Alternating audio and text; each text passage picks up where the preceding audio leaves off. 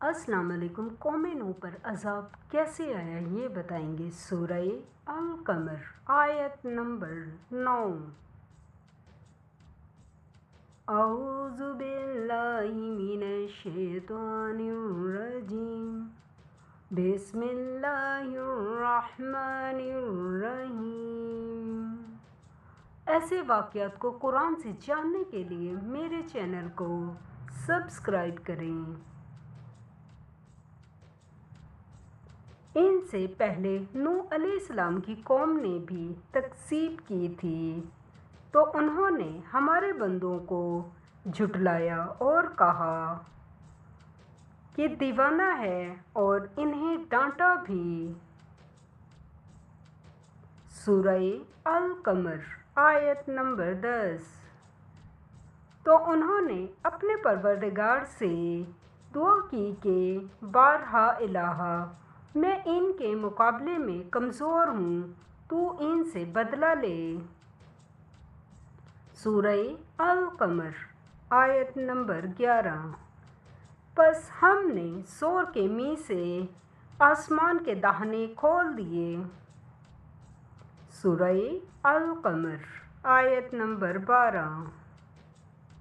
और ज़मीन में चश्मे जारी कर दिए, तो पानी एक काम के लिए जो मुक़द्दर हो चुका था जमा हो गया। सूरह अल-कमर आयत नंबर 13। और हमने नूह अलैहिस्सलाम को एक कश्ती पर जो तख्तों और मेखों से तैयार की गई थी सवार कर लिया। सूरह अल-कमर आयत नंबर 14। वो हमारी आँखों के सामने चलती थी। ये सब कुछ उस शख्स के इंतकाम के लिए किया गया जिसको काफिर मानते न थे।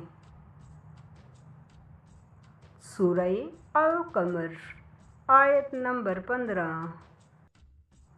और हमने इसको एक इबरत बना छोड़ा,